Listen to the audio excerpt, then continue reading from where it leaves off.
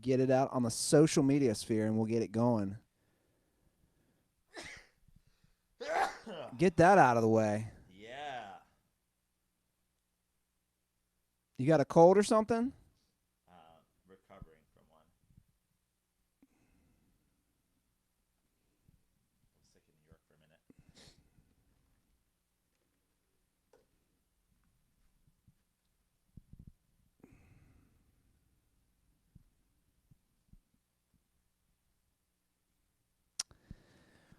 All right, looks like people are popping in YouTube. Let's get this bad boy going. Dirty Sports is live. We are live. Let's get it going. We got Barry waiting on the phone here. Wow. Let's get this thing going. All right, you ready, Joe? I am ready. All right.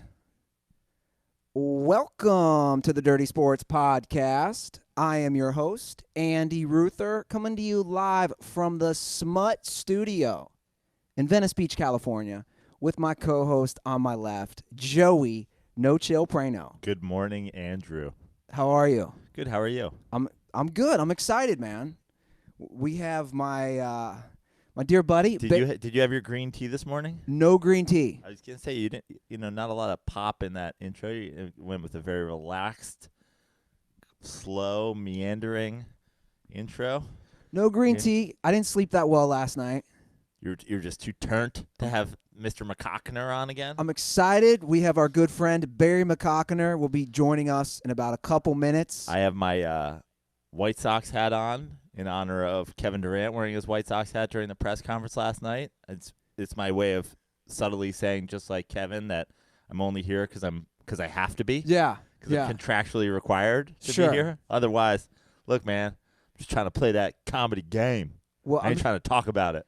I'm sure Barry's going to have a lot to say about that. We have a big episode because not only do we have Barry McCockiner joining us, we are going to do the finalist and the award for our 2019. Packing it into one episode, the finalists, and the announcement. It's like the Heisman. You didn't even let me say what I was going to say.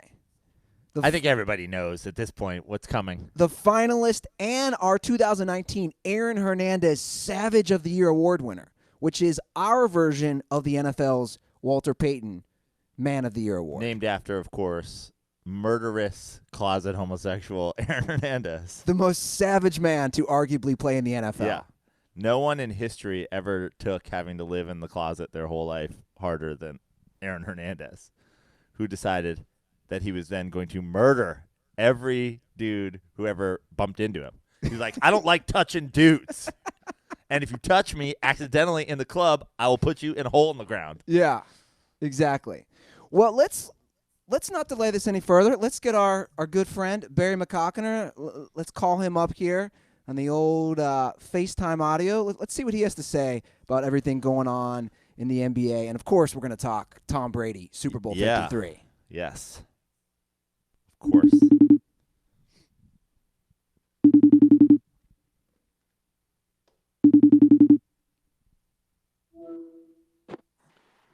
What's going on? Mr.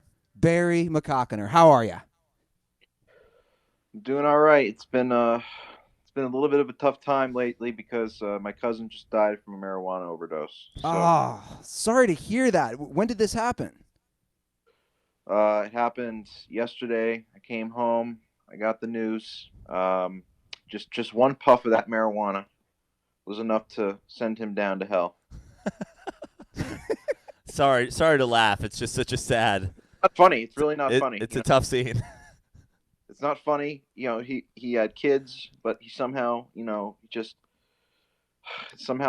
devil's lettuce got a hold of him, and I don't know how to deal with it, but I guess I'm going to try and distract myself by being on your show.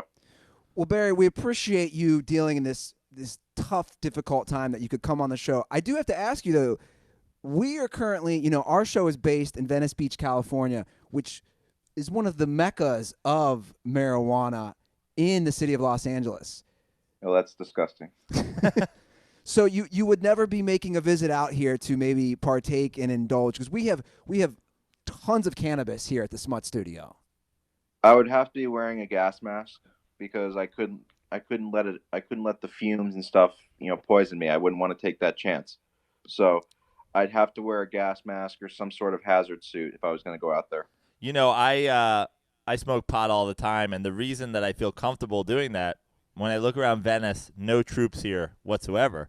I feel like if there was more of a troop presence, maybe I would be scared to consume the cannabis.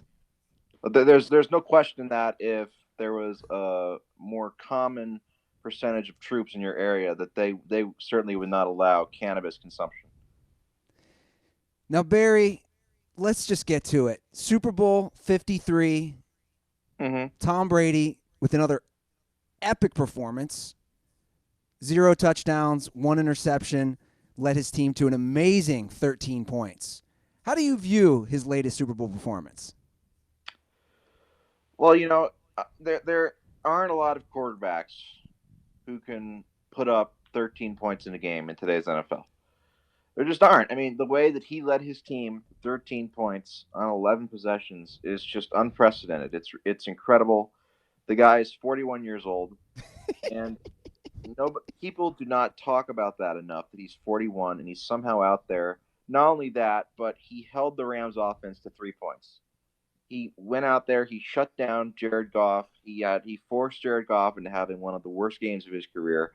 It was just a dominant two-way performance by Tom Brady, and that's why he's the greatest quarterback of all time, because he not only does it on offense, but he does it on defense as well. You know what I've noticed about Tom Brady, you just talked about how Jared Goff had one of his worst performances of all time, but if you look at Goff's stats versus Brady's for the game, they're almost identical, but that just speaks to the greatness of Tom Brady, doesn't it? Like, the exact same stat line, but Tom Brady's game was great, and Goff's was terrible. Like, that's just only Tom Brady can pull that off.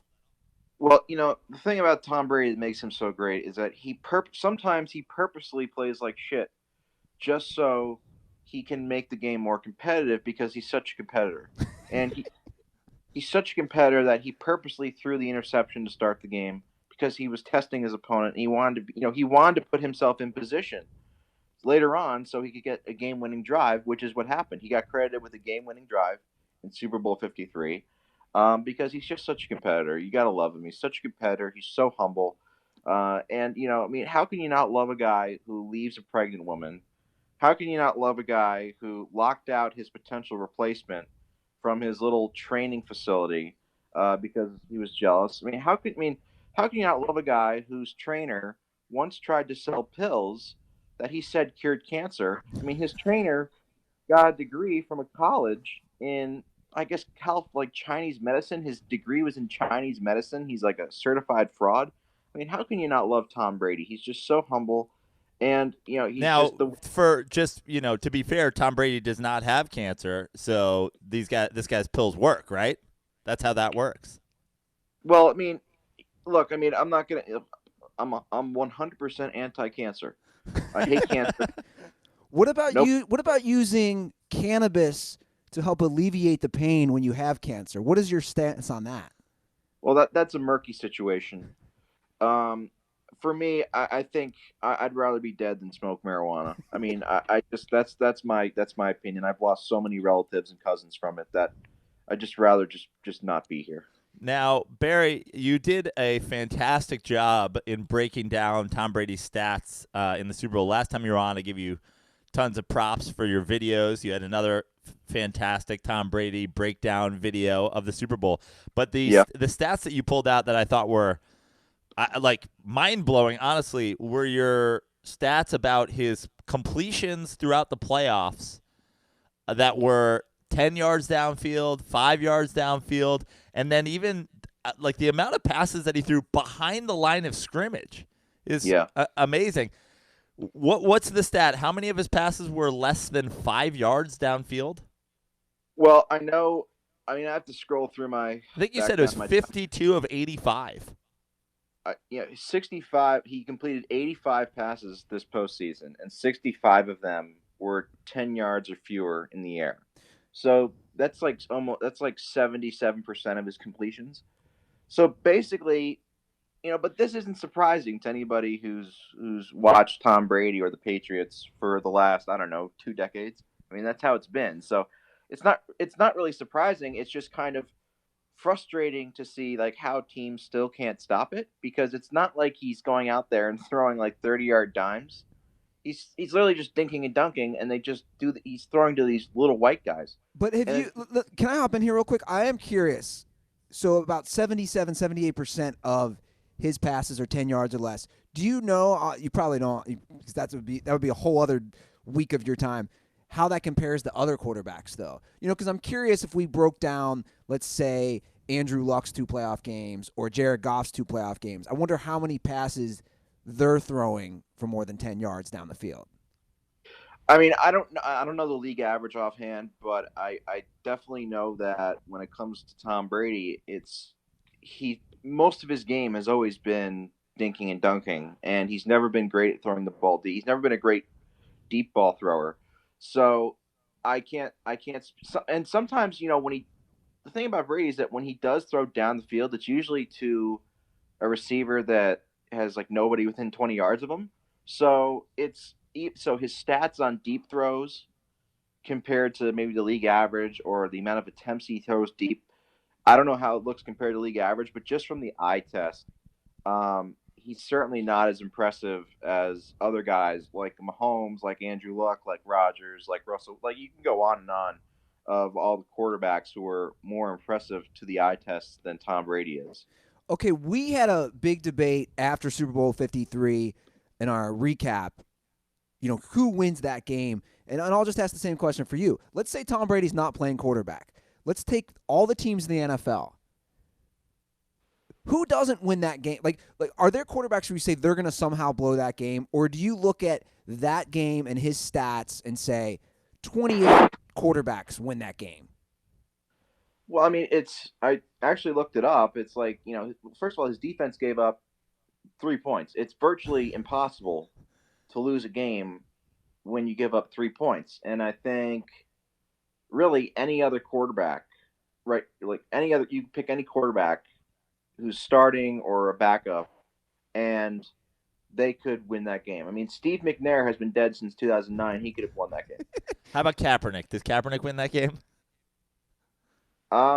If he's not too busy disrespecting the troops, then yes. But you never know with Kaepernick. It's a good point. That's a good point. But I mean, in all seriousness, like since I forget, like since 2001 when Brady came into the league, like teams are, I don't know, like they win like 99.7% of games when you give up 3 or fewer points. And the one team that did lose was like in 2000 was the 2007 Dolphins, who went 1-15, and it was, I don't know if you guys remember, but it was the Monday night game where it was like muddy and it was a like, monsoon. Yeah, that was that game. So like in like a indoor in a dome, and I mean, I think Jamarcus Russell, Ryan Leaf, they could have won that game. Any quarterback, current day Ryan Leaf. If your defense is giving up 3 or fewer points, it's virtually impossible to lose. Now, when you go off on Brady, you go deep. You go with, usually tweet in bunches. Oh yeah. A lot of everyone has Patriots fans underneath it with the, but he's the GOAT. But he still won. How do you deal? I haven't swam through your mentions, but how do you deal with the Pats fan reply? Well, honestly, I'm so used to it now, and most of the time it's just like I've muted certain words. I've muted. That's like that's really the best feature that YouTube has ever, that not YouTube, but that Twitter has ever done, is muting words and muting conversations and things like that. And just mute words like Brady or rings or things like that. Unfortunately, you can't really mute GIFs, so I still get that fucking annoying GIF of Brady like waving around like his 4 rings, like that. And just like you still get some GIFs of Brady showing his rings, so that's annoying. But I mean, I'm just so used to it now. I mean, I've made memes like myself of literally me saying like my tweets and then I'll have like one picture I had of like a moth going towards a candle, and it was basically like the caption above the candle was Barry McCockiner's tweets about Tom Brady, and then underneath the moth was Patriots fans, and it's just like like a moth to a flame. Like it just every single no matter what I tweet about Tom Brady, doesn't matter like it doesn't matter how much I tweet about him, they every single time without fail, it's always like a bunch of comments, and that's really why I do it. I mean, if nobody was responding to it, I wouldn't give a shit. I would stop. Yeah. But I mean, but I think the reason why it's so effective is because I don't just go out. I just don't regurgitate the same. Oh, the Patriots are cheaters and blah blah blah blah. Like I actually do in depth work, and what I say is real. What I say is facts. Now, admittedly, some of the stats I tweet, I'm ignoring Brady's better games. But I mean, even just like an hour or so before I came on here today, you look at my timeline recently, I posted like a picture of Brady's playoff career. Like literally half of his playoff career is shit. Well, like I want to kind of segue into, because we're discussing rings and Joe just hit on it. And I want to bring up this discussion because we discuss, just like you, LeBron a lot. Obviously, everybody does. But the LeBron Brady thing I find so interesting because here's some quick stats that I think people aren't fully aware of that I want to talk about on the show. The Patriots have played in 9 Super Bowls, right, under Tom Brady. LeBron has played in 9 NBA Finals. So we have a good gauge here of the same amount of titles or finals, right? Yeah. Of those 9 Super Bowls, the Patriots were favorites 7 times going into those 9 games. So I think people need to put that in perspective. So basically almost every time that the Patriots are playing, they are the favorites. They're supposed to win. Conversely, and I believe the 2 games he was not favored in, Tom Brady won. He did. Correct? So that means he has lost the 3 times he lost all as the favorite. Correct. And conversely, LeBron in his 9 NBA Finals, his team was only the favorite 2 times. So people, for some reason, always ignore that. The only time that LeBron's teams were going into those finals as a favorite were against the Mavericks and the Spurs in 2014. All those other times, LeBron's team was not favorite to win. So this brings me to my point, Barry, of all this ring counting bullshit, which we discuss at length on our show. I'd love to hear your take on it because people just want to look at rings when we're saying he's supposed to win those games. And LeBron's going into games where he's the underdog. And that's just such a thing that's underappreciated and for some reason glossed over. Well, the thing you have to understand is sports fans fucking suck at evaluating players. Thank you. I mean, that I basically made a career on that point.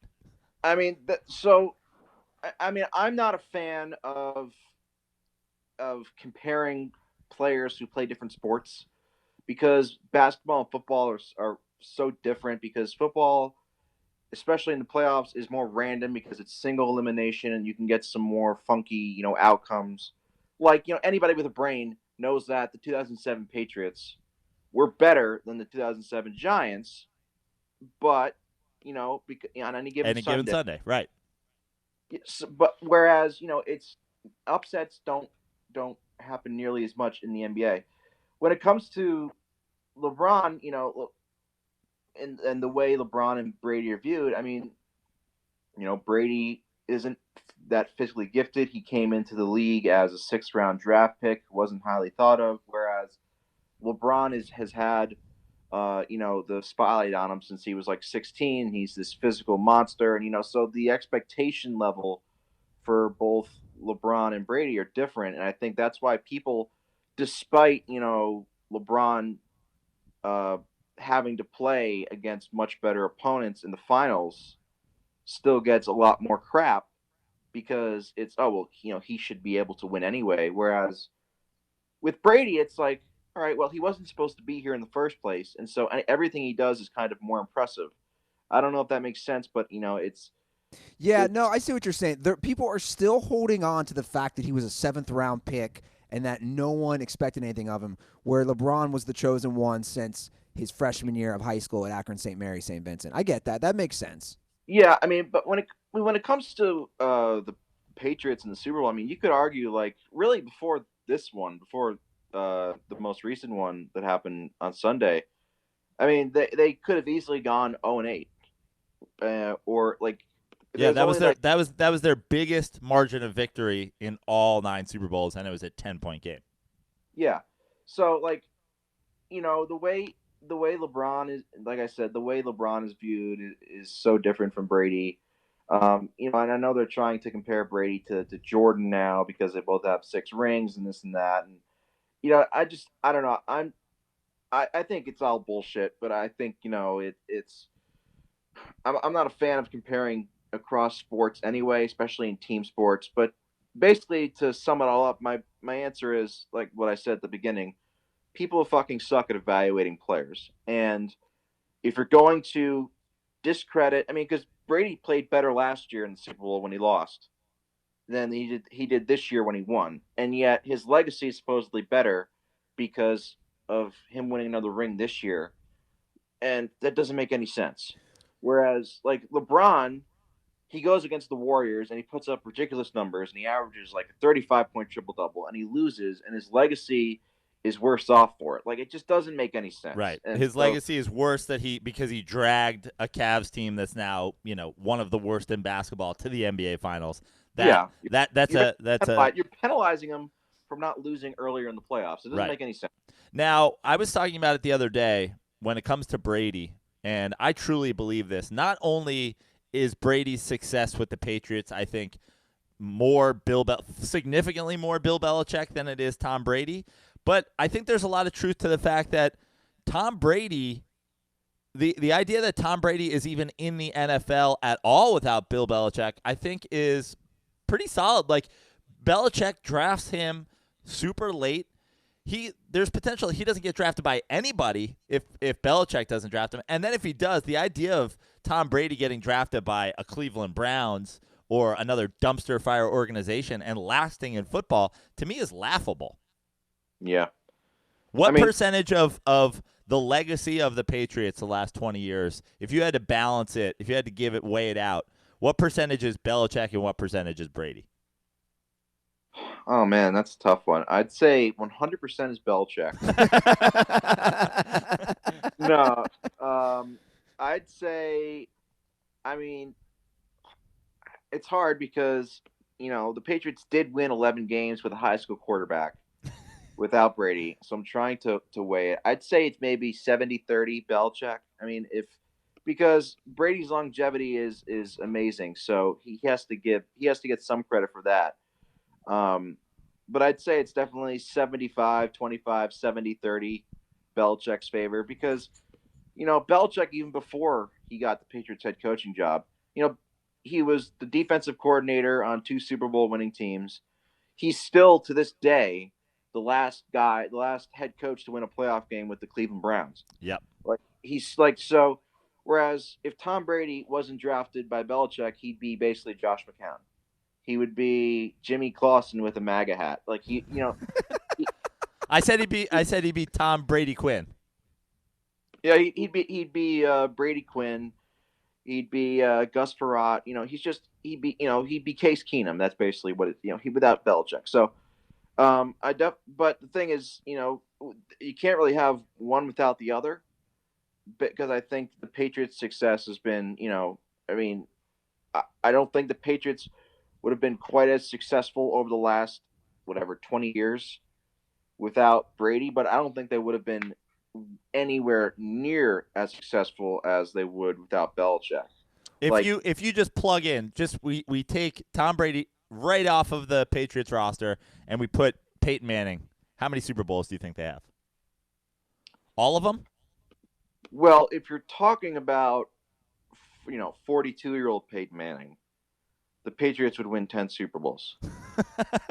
But if you're talking about prime Peyton Manning, the Patriots would win 20 Super Bowls. But no, I think if you could replace Brady with any of Peyton, with Rodgers, with Breeze, with even Mahomes, and they don't miss a beat. I mean, so they've won 6 rings, and you could actually argue that the Patriots should have more than 6 rings in the Brady Belichick era because they blew the Super Bowl against the Giants when they were 18-0. They blew another Super Bowl to the Giants in 2011. They blew against Peyton Manning actually against the Colts. They blew like a big halftime lead, and if they had won that game, they would have gotten to play Rex Grossman in the Super Bowl. So they lost the Super Bowl last year when they were playing against Nick Foles. You could argue that the Patriots should have 9 or 10 rings right now. They could easily have 9 or 10 rings. And that Tom Brady is an underachiever. Yeah, you could definitely argue that. I'm arguing that. That's what I'm arguing. Yeah, I mean, you could definitely argue it, but at the same time, you could say, well, they're lucky to have 6 rings because you can change this is what I say on Twitter, and this is probably, of all my Brady tweets, this is the one that fires up Patriots fans the most every single time, is always, you could change 4 plays right now, just 4 plays, and Tom Brady goes from being the GOAT with 6 rings to a quarterback who's 2-5 in the Super Bowl. First play, tuck rule. That's 1 ring gone. Second play, which they actually changed. They just changed it too late. Yeah. Second play, Malcolm Butler. That's another ring gone.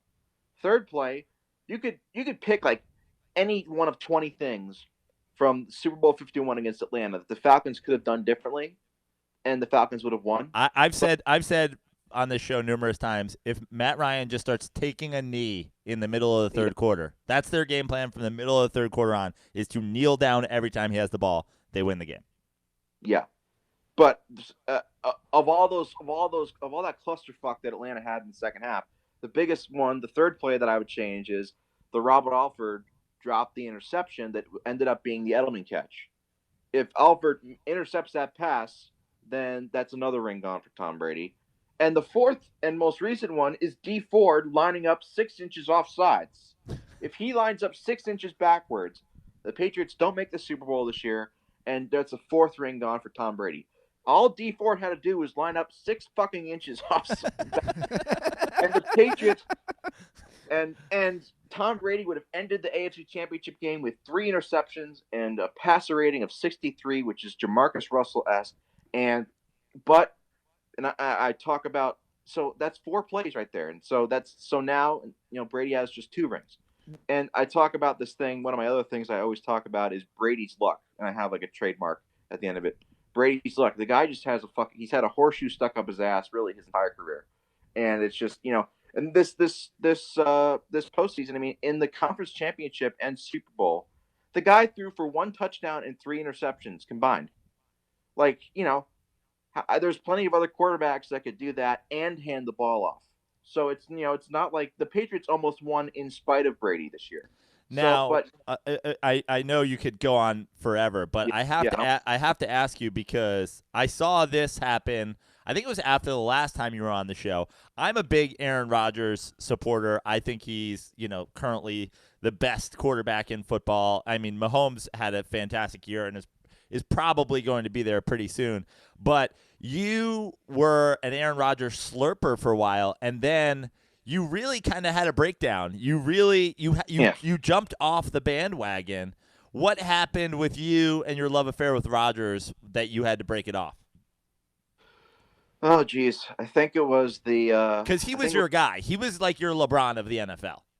Oh, he's still besides my own quarterback Carson Wentz and Nick Foles from the Eagles, my team. He's my favorite quarterback to watch. Although Mahomes is up there too now. I think it was after the Arizona game when they lost to Arizona that I finally was like, oh, fuck this shit.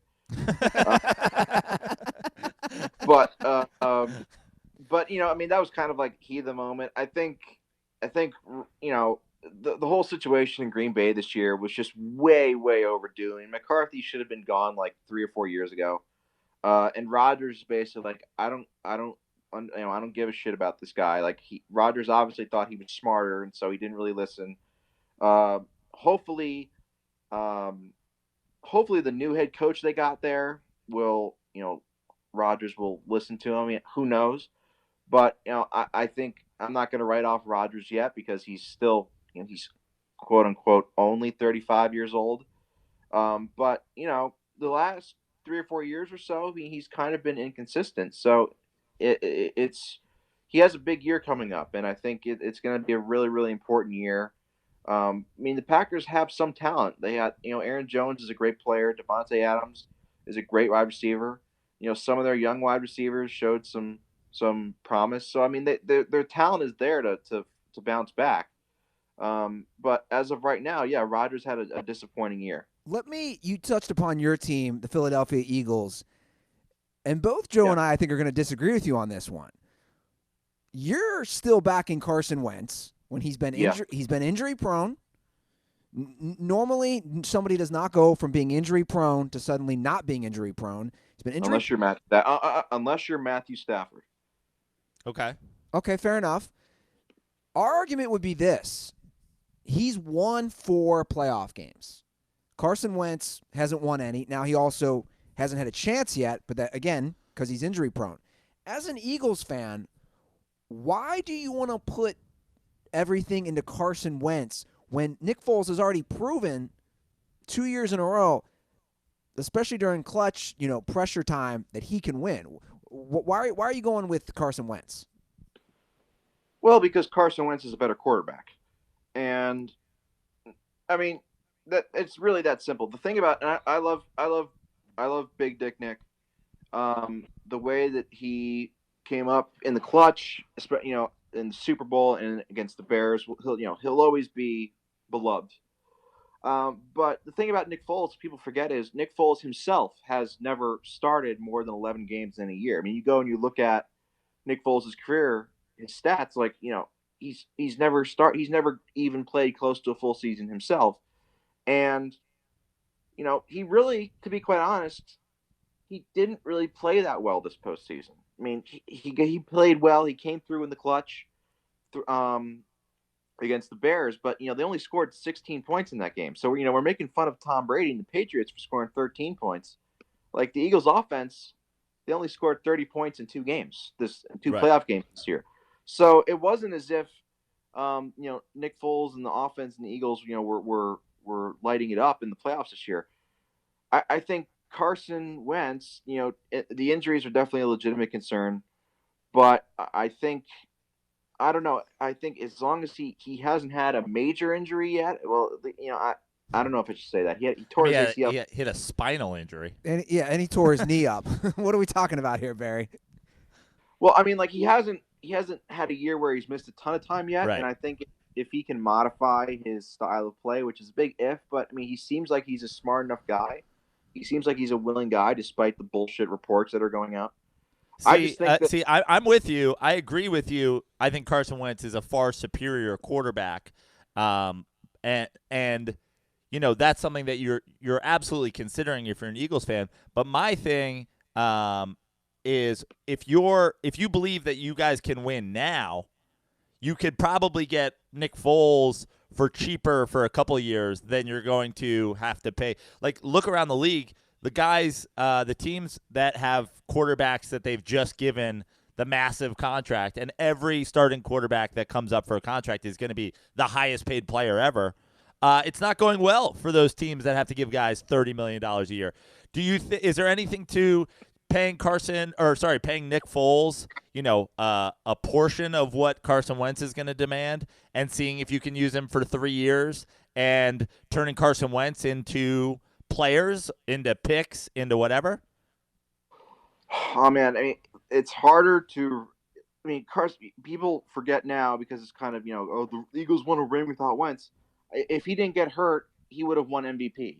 Right. You can't – he would have won MVP last year in 2017. So I would rather, as much as I love Nick Foles, I would rather play it safe instead of risking trading away Carson Wentz and him going on to have a Hall of Fame career for some other team.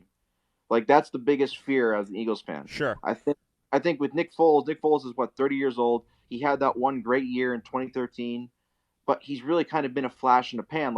Carson Wentz's 2017 season was better than anything Foles has ever done, except for beating Tom Brady. So, as a Giants fan, what this smells like to me, and what I'm obviously very hopeful for, is a Donovan McNabb situation where you go with Wentz, but every year in week 16, week 17, when the Giants and the Eagles play, we're facing, the Coy Detmers, the Jeff Garcias, the Nate Sudfelds of the world, because you guys have gone all in on Wentz, and every year something happens where in week 14 they put in some no-name fucking white guy to back up, Donovan McNabb. Yeah. Is that a fear for you as an Eagles fan? In terms of like losing a backup, you mean? No, I'm saying in terms of that's the future of Carson Wentz. It looks a lot like Being Donovan injury prone? Yeah. On a couple games here, a couple games there every year, that's you're going with some backup. I mean, I think Donovan McNabb was a great quarterback, so I think a lot of teams would have loved to have had McNabb in his prime, and I think a lot of teams would love to have Wentz, and that's the way I look at it. And I think, if I'm going to be like Donald Trump here, Wentz is tremendous. He's a tremendous player. Some say he's the best quarterback in the league, and I think, we're lucky to have him. I love Wentz. We'll have to see. I mean, we'll have to see how it plays out, but by my gut, I'd rather stick with Wentz, and if he keeps getting injured, well, I mean, that's just how it goes sometimes. Well, you know what it is? I look at Wentz, I see Tony Romo 2.0, because when Romo was on the field, Romo was great. I mean, people make all the jokes, but Romo's numbers statistically are very impressive. Now, he definitely had some playoff meltdowns. I'm not going to ignore that. Now, we don't know because we haven't seen Carson Wentz in the playoffs, but as far as the injuries align, as far as guys who can run with the ball, who use their legs, don't you see kind of a similarity with Tony Romo and Carson Wentz? Yeah, Wentz is a lot more mobile than Romo. He's a better runner than Romo was, but I think there's some similarities there, yeah, in terms of the injuries, but in terms of their actual style of play, they're a little bit different. Romo didn't have as big of an arm, but he was probably more accurate than Wentz is at this point. But Wentz is better at just pulling a Houdini out of his ass. Like Romo would do that every now and then, but Wentz, seems to do it almost every game. So I think Wentz certainly has the potential to be a Romo type quarterback, maybe even better. I think all Wentz needs is a summer at Manning quarterback camp. Hang out with Eli, learn how to stay on the field every single play of a career, and he'll be fine. Yeah, I mean, 15 years or whatever it is that Eli's had of throwing interceptions is very, very respectable. You guys, I'd love to hear you guys go back and forth on this one. Yeah. Yeah, the Giants, yeah. The New Jersey Midgets, that's what I call them. Absolutely amazing. They don't play in New York. They didn't even play in New York. They play in New Jersey. They're frauds. Love it. Now, look, Barry, I know that you have to go mourn the loss of your cousin, but before you do that, can we talk real quick about Kevin Durant and last night's press conference and your take on it and where you think he might be headed next year? Does he stay with the Golden State Warriors? Does he go to New York? Does he go somewhere else in free agency? What do you make of last night, and what do you make of his future? Well, look, Kevin Durant's a vagina.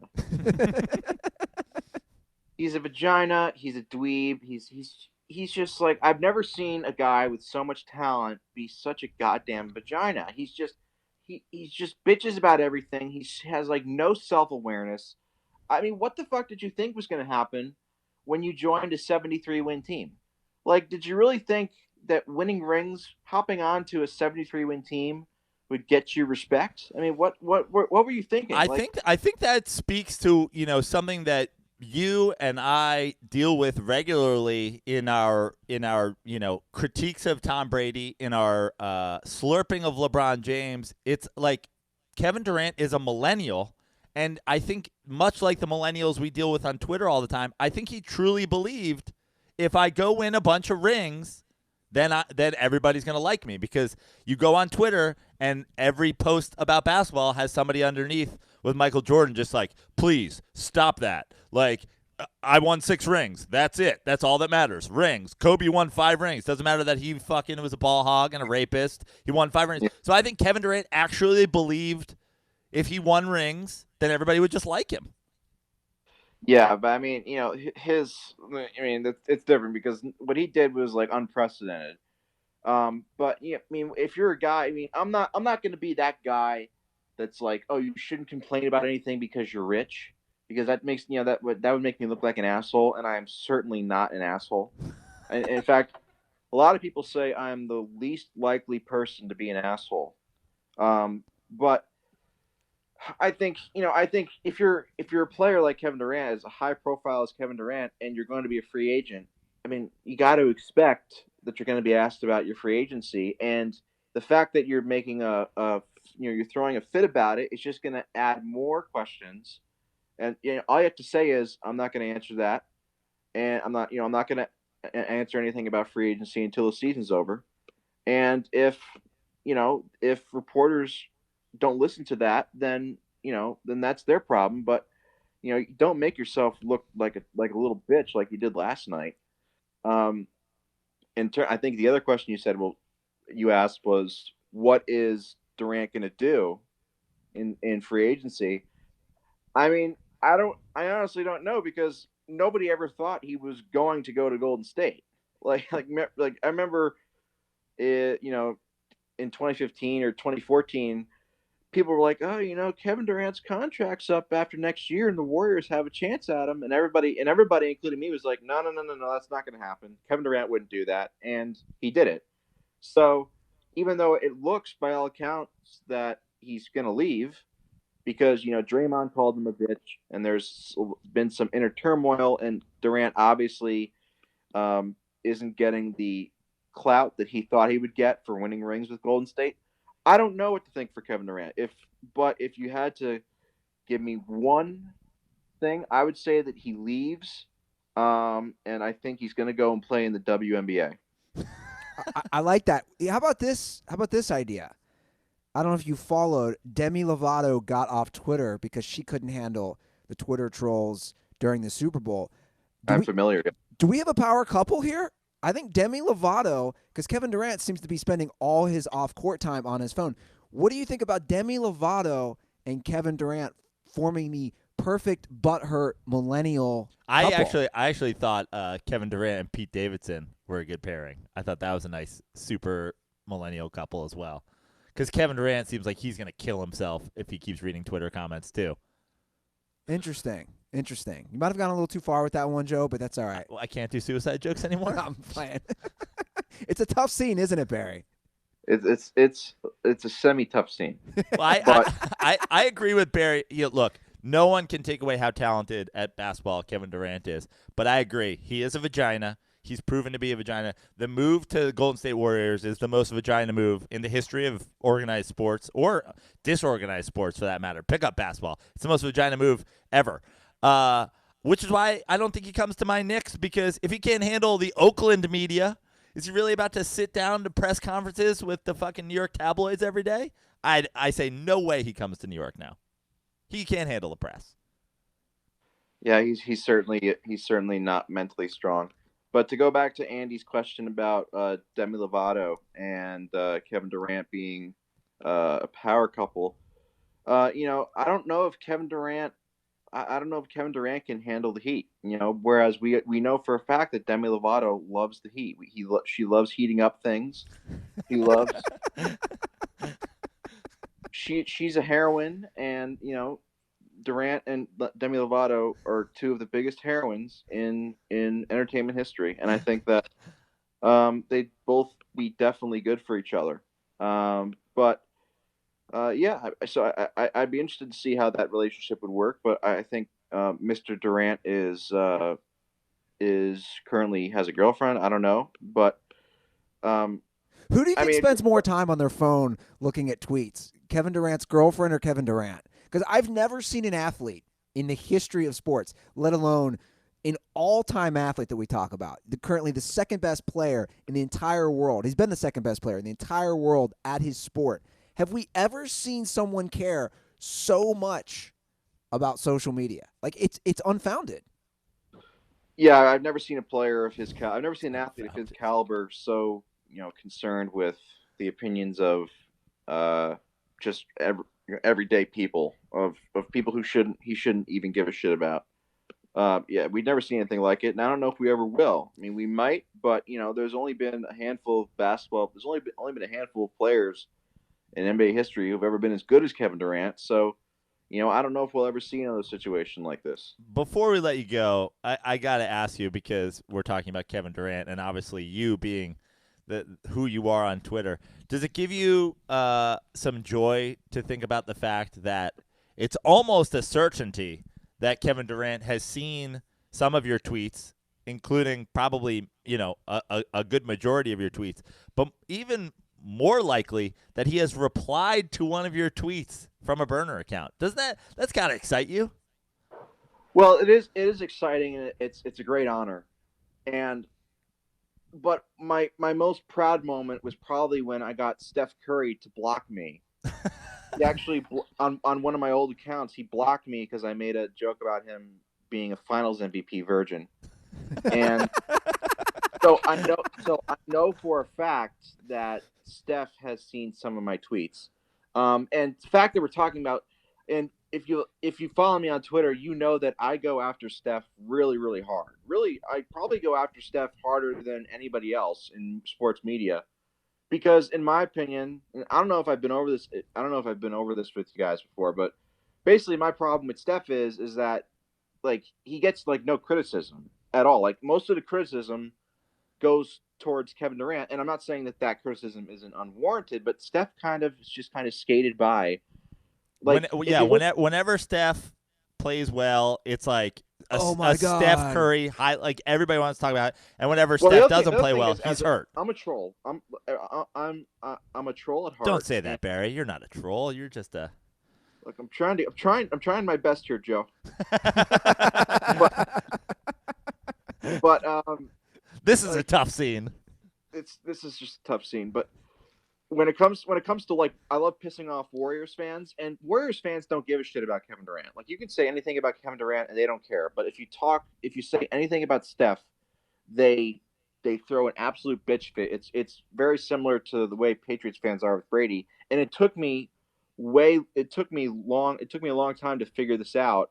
So I go after Steph really hard, and I talk about how he has 0 Finals MVPs, and I talk about how he's a front runner, and how he committed one of the biggest chokes in sports history in the 2016 Finals, and then not even like 2 weeks later, he was busting it open in Hamptons for Kevin Durant to join his team, so he can win more rings, and he's gotten no slander for it, or the fact that he missed an entire fucking playoff series last year, and his team still won.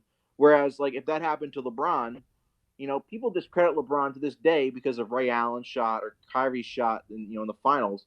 Imagine if LeBron's team won an entire fucking series without him, like Steph Curry's did. I mean, that's always been my point about, LeBron James, and then I know we don't like to cross sports, but same thing about, Tom Brady versus Peyton Manning. Like, when LeBron James leaves your team, he leaves for a game, for, a week for injuries. The team turns into a dumpster fire. The Cleveland Cavaliers are, only because my Knicks are fucking terrible, are not the worst team in basketball. They have 10 wins or 11 wins. When Michael Jordan left the Bulls, they won 55 games. Yeah. Or 52 games, whatever it was. They lost 3 more games. Yeah, I believe they went from 55 wins to 53, 52. Yeah, 53 wins. It's ridiculous. Yeah. Yeah. Well, Michael Jordan was playing against off-duty firefighters, and that's really Well, Barry, you know what? It's always a pleasure having you on. We appreciate, again, you taking the time, especially with the recent loss of your cousin. Again, condolences. And let that be a lesson. I know Barry would agree with us. Let that be a lesson, guys, to stay away from the devil's lettuce, as you call it. Yes.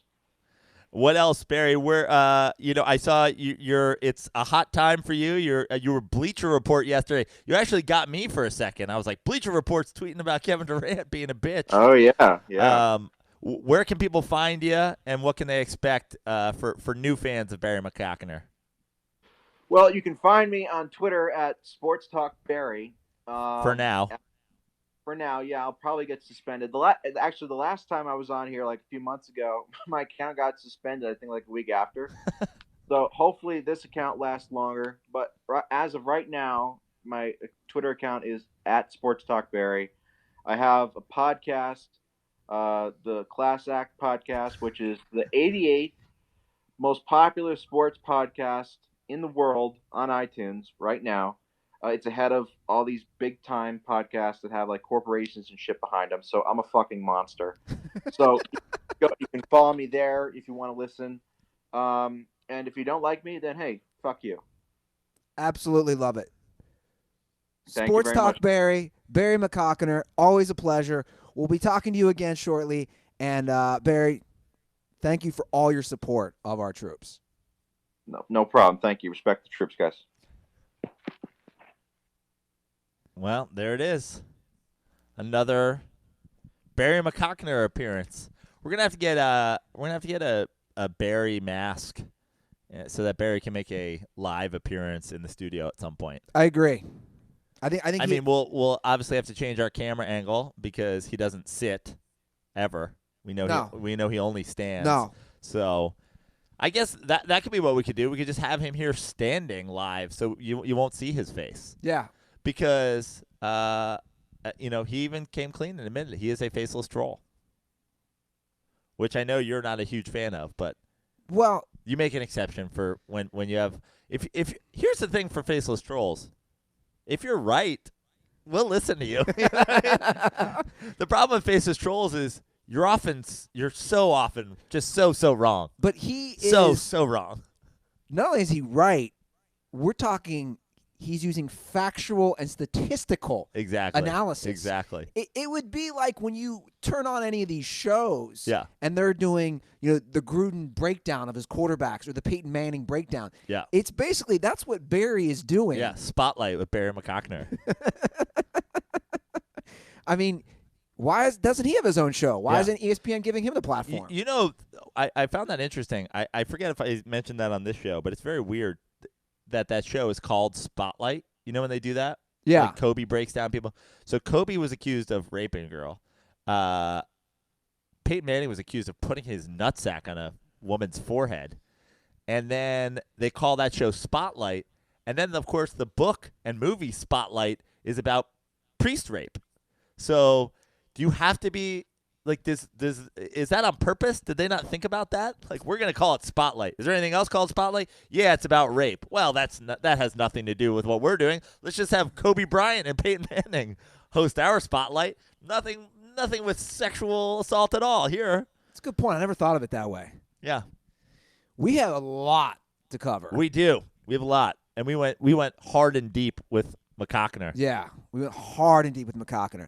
I want to cover more NBA trade talk, of course. Yeah. Has there been any Woj bombs since the show started? You check that out. Before we get to the NBA updates on the trades, what's happening, obviously we got to discuss all the major trades. LeBron James has been traded. The lack of trades. I want to talk about SeatGeek, Joe Prano, and why everybody listening right now should use the SeatGeek app. Guys, if you haven't used SeatGeek, it's the best app to get tickets for all your sports events. If you want to go see Kevin Durant live, LeBron James live, just download that SeatGeek app because, best of all listeners of our show get $10 off their first SeatGeek purchase. I love SeatGeek because you can see exactly where you're going to sit. You don't just show up to the stadium and have a random seat. You can see ahead of time. You can use it for comedy shows, concerts, you name it. Any sort of live event, SeatGeek is available. Like I just said, all listeners of this show, all Dirtballs, get $10 off their first SeatGeek purchase. Just download the SeatGeek app and enter promo code DIRTY today. That's promo code DIRTY for $10 off your first SeatGeek purchase. SeatGeek Life's an event. We have the tickets. And I was looking at SeatGeek last night. I got to pay up my bet to you. I got to go to that Insane Clown Posse concert as a juggalo. And it looks like it might be Saturday. It looks like it might be Well, Saturday. I got to say, I hope they have SeatGeek in Canada because Toronto is nearing a deal for Marc Gasol. Ooh. Kind of a nice, I got to say. It's a nice piece. Nice little piece for Toronto. It's a nice piece. Get Marc Gasol in there. Woo.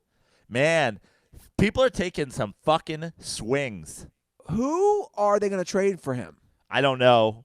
But obviously Memphis is in fire sale mode. Sure. So I imagine that it's, going to be a one-way deal as draft picks, cap relief, All right. Well, etc. let me pull up this Spy rings. Let me pull up this tracker. Let me get the old CBS Sports NBA trade tracker. Yeah, not as cool as the pizza tracker, but we'll deal with it. What trades right now are sticking out for you the most? I mean, the Clippers trade. Obviously, yeah, the Clippers. The Clippers have just traded Avery Bradley as well. So the Clippers have gone into full sell mode, which if you're a Clippers fan, I don't know what you're doing over here. I don't know how that popped up. Anyway, okay, sorry. Go ahead. Which, if you're a Clippers fan, and I know there are a lot these days, the Clippers were playing pretty well. You know? Gallinari, my boy, obviously got hurt, as he does every time around this time every year. The Carson Wentz of the NBA. He got hurt, and they, he was obviously one of their star guys, and they fell off. But it's almost maybe a good thing that they fell off, because now Jerry West can do what Jerry West does. I've said it before on this podcast. I said it on the Clipcast with Chris Wilde. I said it when I made a brief appearance on Sam Tripoli's podcast recently.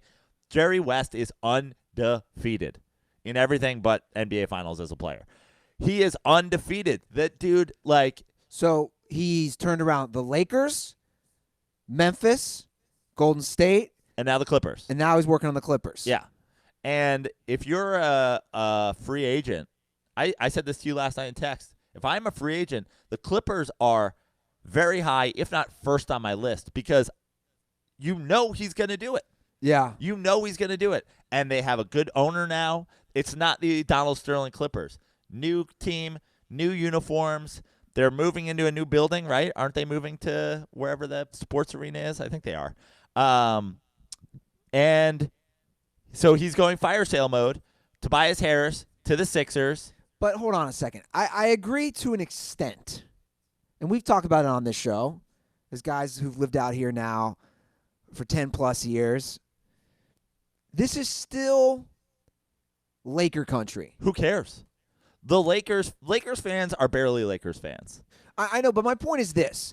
Lakers still dominates all the local news media here. It dominates talk radio. If you're a player, you have that. You also have the history, obviously. The Lakers have been dog shit for the last 5 or 6 years. Clippers have still never made it to the Western Conference Finals. Right. I get your points. And Jerry West, remarkable GM. In fact, the Lakers passed on him. He wanted to come back. Yeah, because he lives here. He lives in Brentwood. Jeannie Buss did not want him. Well, Jeannie Buss is a dumb cunt. Whoa, shots fired. Here's the deal. I don't care if you're a dude, a chick, a trans. I don't care if you're in charge of running a basketball organization and Jerry West says he wants to come and fucking be your head of basketball operations and you say no, you're a dumb cunt. I don't care what sex you are. You're a dumb cunt if you say that. Well, they definitely made a mistake by not letting Jerry come back. I mean, we're in the process of Magic Johnson getting trolled by the New Orleans Pelicans. Meanwhile, Jerry West is, in another office in the same building doing what Jerry West does, which is rebuilding a franchise that was otherwise hot garbage into what will eventually be an NBA champion. Yeah. Because that's what he does. He's in L.A. You can draw free agents here. Steve Ballmer's certainly not going to be like, no, we're not going to pay you. And he knows fucking talent. Dude, I got to say, the Gallinari injury might be the best thing that happened to the Clippers because they're not in contention, and now he can go full Jerry West. Tobias Harris to the Sixers for multiple draft picks is a win-win deal all around. This is a fucking fantastic move for everybody involved. Where does that put Philadelphia? As the most talented starting lineup in the Eastern Conference. Are they the team to beat now? Unless Marc Gasol goes to the fucking Raptors. And also, I mean, Milwaukee. Dude, I'm not going to do a team to beat yet. The trading deadline, we have like 5 hours left. This shit is going to go haywire. Like, if you told me what % chance is it that LeBron James gets traded, I'd be like, not zero. You know, what % chance of Kyrie Irving being on the Bucks at the end of today? I'd be like, not zero. Not 0%. So we'll see. But right now, as it stands, Simmons, Redick, Butler, Harris, Embiid. They got some length. Plus, I know he's a kind of a cartoon character and a throw-in in the deal, but Boban joining that bench crew? Dude, you know I hate Philadelphia. You know I hate the city of Philadelphia. You know I hate I hope it burns to the ground. I care not for friends and family that I have that live anywhere near. I don't care if they all die in the fire. I hate it. I'll never have a cheesesteak again. I don't give a fuck. Fuck Philadelphia. But goddamn, that's a good starting lineup. Did the trade go through for Marc Gasol? I mean, it was 7 minutes ago. 2 minutes ago. What do we got here? Yeah, last update is 8 minutes ago. Toronto is nearing an agreement. So until Woj tweets it, I don't care. It's not official till Woj tweets it. And don't come at me with the other guy and fucking this bomb and that bomb. There's only one bomb. There's only Woj bombs. Stop trying to force other bombs. What if Woj is also secretly Adam Schefter, who's also secretly Ian Rappaport? What, we don't know that, do we? I'm just saying. What if that's all? What if those three guys are? You know, the argument could be, you know, how they always say, you've never seen Woj and Schefter in the same. I've never seen any of them anywhere. Let's be honest. They're all just picture avatars on Twitter. Well, I'm saying I've never seen. I don't believe that Adam Schefter that appears on SportsCenter is that. I think that's a robot. Artificial intelligence. Yeah.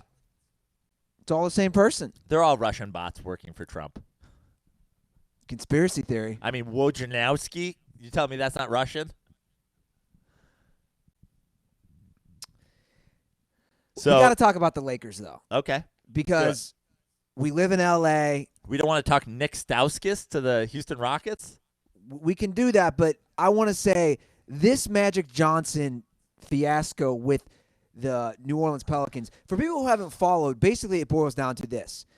The Pelicans were never going to trade Anthony Davis. This is the latest report. Yeah, the latest report, I believe, you know who reported this first, is actually Chaz Bono, a.k.a. Brian Windhorst. Right. Reported this last night on ESPN, that the Lakers were never going to actually get Anthony Davis, that the Pelicans were straight up trolling the Lakers to put all their offers out in the open to basically crush their team. The idea being, if we just keep saying no, the Lakers will keep offering more players, and essentially at some point they will have offered everybody on their roster in a trade except for LeBron James, making all of their players upset except for LeBron James. And the other night, they lost to the Pacers by, 46, 48 points, Yep. which says maybe it's working. Yeah, but let's be honest. How many times in LeBron James' career, especially with the Cavs in the last run, the return to the Cavs, did the Cavs lose a 30-point game and everybody said, this is the end of the Cavs, and even LeBron can't do it with this team, and every year they end up in the NBA Finals? Here's the deal. The Cleveland Cavaliers, when LeBron James was on it, and proof of this is that they currently are one of the worst teams in all of basketball, were a fucking dumpster fire of an organization, a joke of every single player, including Kevin Love, that was on last year's Cavaliers was hot fucking trash. Garbage. And they made it to the NBA Finals. I don't care if LeBron James gets Anthony Davis. I don't care if he has to keep playing with Lonzo Balls. I don't care if he gets a single fucking legit NBA starter to be traded to the Los Angeles Lakers. I'm putting him in the Western Conference Finals. Right now. If they fucking trade for Kemba Walker Unless they draw. Here's what I'll say. If they get a Kemba Walker, the only team that they lose to is the Warriors. So maybe it doesn't happen in the Western Conference Finals depending on seeding or whatever, but they lose to the Warriors. You're saying no other teams besides the Warriors are beating the Lakers. If he gets an NBA All-Star. Okay. If he gets an All-Star caliber player. By the way. Because he's LeBron James. And he played with hot trash last year and made it to the NBA Finals. The Gasol thing is official. Okay, great. Are you sure? Yes. Woj. It's basically official. What is basically official, Andy? Is planning to send. Okay, so now we've got the trade itself. Yes. Jonas, Valanciunas. Yeah, you know who we're talking about. DeLon Wright, C.J. Millis, and a 2024 second-round pick to the Grizzlies for Gasol. I like it. Toronto. If I'm a Raptors fan, I like it. How do you not like it? Gasol is a legit NBA big man. He's obviously not in his prime any longer. But he's skilled. Very skilled. Yes. He has experience. He has, deep playoff runs in his history. He's a fantastic player. And he helps them a lot. And man, the teams in the East are taking fucking swings. That's why when I said do I put the chances of Kyrie Irving getting moved today at 0%? No, I do not. What are the Celtics going to do? What are the Celtics doing right now? The Celtics are just hanging back? Kyrie Irving just going to take them to the NBA Finals? Is that the plan here? It's not looking good right now. Celtics fans are like, 4 fucking rings! Fuck. I mean, they just when they just panic, they go back 2 Super Bowls. 4 fucking rings! I think maybe Danny Ainge is waiting for the offseason. You think this is Anthony but Anthony Davis is saying he straight up will not sign with Boston. I saw that. And his dad is citing the fucking Isaiah Thomas. Yeah. I saw all that. I saw today Anthony Davis has the Knicks high on his list, which I don't know what the fuck has happened. I honestly, and we'll get into it later because I started last night. I went through the NBA teams. I'm almost ready. I've almost finally been broken. Let's get into it right now. I'm considering giving up the Knicks. I'm considering giving up the New York Knicks. Pulling an Andy Ruther with the Bengals. I'll say this, and shout out to our boy Barry McCockiner, who we had on the phone. Sports fans are terrible at judging players. They're terrible at it. If the Knicks answer for the future is Kyrie Irving, I'm out. Oh, you heard it here first. I'm out. Now, if he comes with Anthony Davis, well, maybe. If the Kevin Durant thing, obviously in play. I fucking love Kevin Durant as a basketball player. Hate him as a person. He is a vagina. I do not want Kyrie Irving on my New York Knicks. Now there's talk that he actually prefers Brooklyn, which I'm very hopeful for. But there's a lot going on in my mind right now. But I've started to whittle down. This is how serious I am. I'm already looking at my next possible team. I'm looking. I've started to whittle it down. So you're very serious. Yeah. Do you want me to do that now before we keep going with trade talk? Do you want me to? Because I went through it last night. I can rapid fire this for you. You can rapid fire. So Nick Stauskas is on the Pacers now. Oh, he's already been moved. He's already been moved. Well, wow.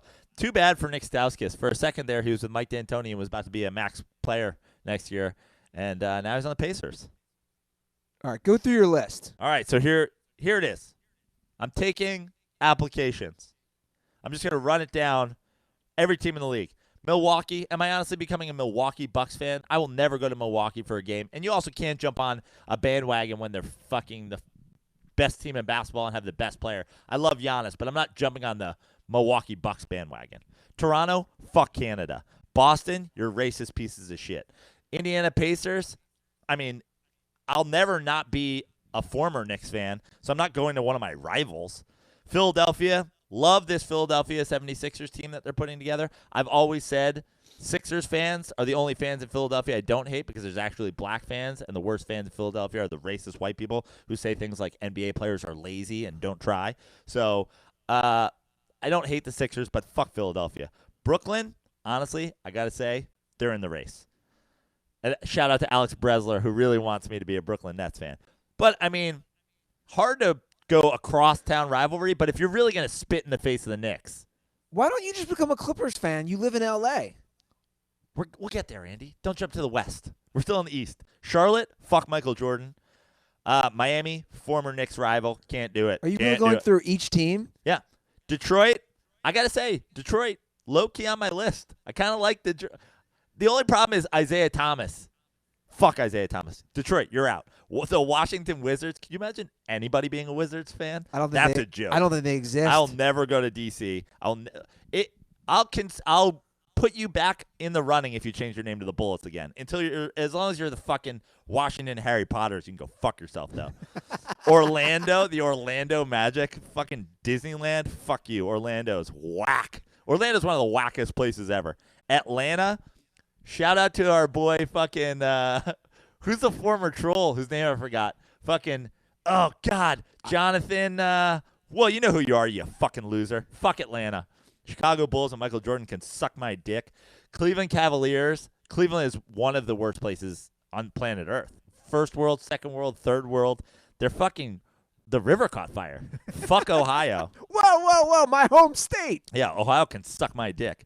Golden State Warriors. I'm not Kevin Durant. I'm not a vagina. I'm not going to become a Warriors fan. Even though I was on the Warriors bandwagon early, I'm off now. Denver Nuggets, definitely in play. Love the city of Denver. Love smoking weed. Love snowboarding. Shout out to Bo Blaha. They fucking hate Carmelo Anthony there. I hate Carmelo Anthony. The Nuggets, Jokic, my boy, a passing big man. Nuggets are definitely in play. Nuggets are as in play as Brooklyn right now. Oklahoma City Thunder, would I ever – I've been to Oklahoma City, and I'm not going back. Portland, let's be honest, probably the front runners, especially if they re-sign my boy C.J. McCollum. We got their one championship in their history. My boy, Bill Walton, the GOAT. The GOAT. Threw it down, was the MVP. It's really – look, I'm taking applications, but right now the top of my list, CJ, Bill Walton, Portland. They love donuts up there. Houston Rockets. Let's be honest. I love Mike D'Antoni, and I'll always love Mike D'Antoni. But the second Mike D'Antoni leaves the Rockets, Houston can fucking flood and go underwater, and hopefully Andrew Boggs drowns. No love for Little Flip? Was that like the new cell phone provider? What the fuck is Lil Flip? The rapper Little Flip from No, Houston. Don't care. Would love to jump on the Rockets bandwagon because of my boy Mike D'Antoni, but it's not happening. I don't want to get caught being a Rockets fan in a post-D'Antoni era. San Antonio, boring. Utah, fucking Mormons. Yeah. White people, near beer, fuck yourselves. The LA Clippers, in the mix. Especially if Gallinari sticks around, which he won't, but like Gallinari. Sacramento, what a dumpster fire town, but boy, do I love their young team. In the mix. Crazy to say it, but in the mix. The LA Lakers, love LeBron, but come on. I'll never join forces with Kobe stans. Kobe, I was a Laker fan growing up, like not a fan, but I liked the Lakers. I liked Magic Johnson. I liked Kareem. I loved James Worthy. I used to root for the Lakers in the West, but Kobe has ruined all that. Fuck Lakers fans. I hope you all get raped by Kobe. The Dallas Mavericks with my boy Porzingis and Luka in the mix. New Orleans, love the city, but God, I don't need to be a fan of the Knicks of the Western Conference. Now, their hottest move in the last 20 years is trolling the Lakers with fake trades. Get the fuck out of here. Memphis, come on. I'm not going to be a Memphis fan. And the Phoenix Suns, I missed my window. Steve Nash was the time to become a Suns fan. So that's it, Andy. I'm taking applications, and the only applications I'm hearing, if you're a fan of these teams out there, are if you're a Mavs fan, a Kings fan, a Clippers fan, a Blazers fan, a Denver Nuggets fan, or the one team in the East that has survived, the Brooklyn Nets. So you guys can make an offer for my services. Every team. You broke down every team. Yeah. A lot of West teams in there. I'm in the West now, so a lot of West teams with potential. And only Alex Bresler's Brooklyn Nets. Bressler's making a hard push. I know he's making a hard push. Maybe if he comes, if he becomes an owner of the Nets and we sit in the owner's box, I'll consider it. But what do you think is going to happen with Anthony Davis? I mean, at this point, it's getting really interesting because I thought the Lakers would get him. Yeah. Now we're going to take this probably into the offseason. Seems weird for the Pelicans not to be making a move right now. Like, I gotta say, and I wasn't arguing. I was just conversing with a Lakers fan. You have to be worried. Not that the Pelicans are a well-run organization, but no one wants your whole roster for one dude. Somebody like the Pelicans do not think Lonzo Ball and Brandon Ingram and Hart and Kuzma are makings for a team going forward. What have I said all along? I mean, you hate Brandon Ingram. We know that. Not a fan of Ingram. Not a fan of Ball. Those guys are trash. I got to say, I don't hate Ball's game simply because he is a pass-first guy, which I'm happy to build around, and he plays some defense. He's a pass-first guy that averages 6 assists a game, bro. But 5 assists a game. Well, he's also, in fairness, he's also on a team with LeBron James, who becomes the point guard. But when LeVar showed up on what is it, undefeated or unsupervised, whatever First it is. Take? Yeah, the first. I don't know. Unfirsted. Undisputed? Yeah. Whatever the show is that Skip Bayless and Shannon Sharp are on. I got to shout out fucking Shannon. He was like, bro, your son shoots 40% from the free throw line. Like, if you take a long look at Lonzo Ball's stats, talk about a tough scene. The guy's shooting 40%. I didn't know he was shooting 40% from the free throw line. 20% from three-point range? Yeah, that's not good. It's not good. This is 2019. You got to shoot the three. What Lonzo has the potential of being like the Ricky Rubio type, 10 years from now, when he figures it out and he puts it together, he'll be a legit NBA point guard. But I got to say, what happened? Yeah, where do you think Anthony Davis ends up? If you had to pick one team, where do you think he ends up? I was thinking the Lakers, but now, I don't know. I have no clue. Clippers, Knicks, Bucks. Those are your front runners, right? For some reason, he likes – I guess he wants to play with Giannis. But come on. You're going to go from New Orleans to Milwaukee? Talk about a downgrade. No girls ever taking their tits out in Milwaukee because they're afraid of them falling off and getting frostbitten. He's from Chicago. It's not too far. Yeah. It's about an hour away. True. It's a factor. Just saying. But come on, cheese curd titties? Like, what are we talking about here? You're in New Orleans. Chicks literally take their tits out for plastic. Yeah. Titties out. But he's an NBA player. Fucking cheese country? Yeah, he is a gigantic black guy. He probably loves the women of Milwaukee. But I wasn't going there. He's like, that ass, girl. She's like, my dad says I'm fat. I wasn't going there. I was saying he's an NBA player. He can get girls to pull their tits out whenever they want. Yeah. He does have a gigantic unibrow, and he's 7 feet tall. I guess he seems like one of those guys where it's like, he can't get pussy, right? And Bullshit. You're like, fuck, dude. Bullshit. Well, we talk about it all the time. Like, we see comedians, like famous comedians, will be like, I don't know, like, what's your problem, dude? I feel like the unibrow, the late growth spurt. Nah. You think he's getting pussy all the time? He's getting pussy whenever Somebody he do wants. a deep dive on like, how many models follow him on Instagram. You can figure out so much from people's social media these days. Yeah, I know you can. No, I think I wouldn't compare comedians to NBA players. I mean, there's always gonna be NBA hoes. But I'm not – again, with the percentages, like what percent he goes to Milwaukee, he marries the fattest white girl you've ever seen. Like that's got to be like – it's going to be like a 35% chance at this point. Like it's a third of the likelihood that he moves to Milwaukee and marries a girl that's over 200 pounds. Well, yeah, because girls in Milwaukee are usually over 200 pounds. Right. It'd be fun to see him playing with Giannis. If I was in the NBA, there's one chance of me marrying a girl over 200 pounds. If I somehow marry two girls simultaneously, like I'm on the Jazz and I marry 200-pound models, like Anthony Davis going to Milwaukee, marrying a gigantic white girl, that's more likely than him going to the Lakers at this point. I don't know where he's gonna go. It's crazy though that a team like the Knicks hasn't gotten somebody for a while. The Lakers obviously got LeBron, but besides that, they've missed. My point is the big market teams have missed the mark a lot in the last 7-8 years. Yeah. It just doesn't matter as much. I mean, the Bulls got Otto Porter yesterday in a trade. That Sounds like a car mechanic, by the way. Otto Porter. You're like, I'm going to Otto Porter's to get my engine worked on. Yeah. Doesn't it? Yeah. I mean, that's a move where they're basically like he's a they're bringing him in to just die. Like he's literally going to Chicago to die until 2021. They're actually going like, we're not going to get a free agent. So let's just eat Otto Porter's contract for 3 years. Yeah. Dude, I got to say, You want me to scroll through some of this list? I mean, this is going to be our whole day, right?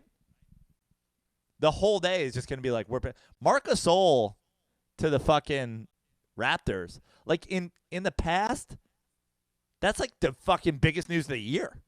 Now we're just like, whatever. Day's not even over yet. There'll be a bigger trade. I mean, Mirotic to the Bucks. That's not a nothing move. Do you know what I mean? The Bucks are like, we're going for this. Yeah. The Bucks are trying to win the NBA championship this year. I think every team in the East is. Except the Celtics. Everyone's making moves but the Celtics. Man, we got to get off the fucking CBS tracker. It's the stupid. Hold on. Oh, that's on your TV? Yeah, it's on my TV. It's not it's not my computer. Got it. Yeah, so that's the latest big move is the Gasol move. Avery Bradley is I mean, I love that. The Clippers are just done. The Clippers, I mean, I got to say, Clippers aren't too low on my pile of resumes. Jerry West, I like what's going to happen with this Clippers team. Well, my bet with Sam Tripoli's probably going to be off. Why? Because if the Lakers picked up anybody, the bet was off of all-star caliber. Well, I guess we'll see. Right now, it doesn't seem like anybody wants to deal with the Lakers. They're gonna get somebody, but who? Who are you getting? I'll tell you what, man. If the Lakers don't land anybody of all-star caliber, it's 100% on Magic Johnson. Agreed. And who's the former Michigan player, the former agent? Who's their GM? Pelinka. Yeah, Pelinka. Rob This Pelinka. sounds like a fucking game on Price is Right. Who do you think could have done better trading? Pelinka? Now you're going to get a chance for a new car, and you're playing Rob Pelinka! Pelinka or Rob Lowe? Who could have done better? Because, they look alike? Yes. Well, I mean, what's Pelinka done so far? Had LeBron James arrive? Yeah. Dude, LeBron, look, this is what I said about LeBron to the Lakers the whole time, which is I didn't get it from a basketball perspective. I did not get it from a basketball. I get that he wants to fucking have the barbershop, and I get that he's, the undefeated, and I get that, we're doing all the LeBron productions. But from a basketball perspective, this was a big, big swing, and right now it's looking like a big swing and a miss. You should wear that L chain over there. Yeah, that Lakers L chain. They need to go. Dude, it was really looking like Davis, but the Pelicans are trolling. Now, do you think Davis gets moved today? No. That's crazy to me. Where's he going? I know, that's crazy. Where's he going? They're just gonna fucking. If he goes to the Bucks, they're the NBA champs, right? I'm still not betting against the Warriors. Wow, you're crazy. I am. 100%. Giannis and the Brow, I'm betting on. If he goes to the Bucks, somebody should bet that right now. If you're out there, you should bet the Bucks as NBA champs, just in case he goes there. It'll probably be too late by the time the show's over for me to bet it.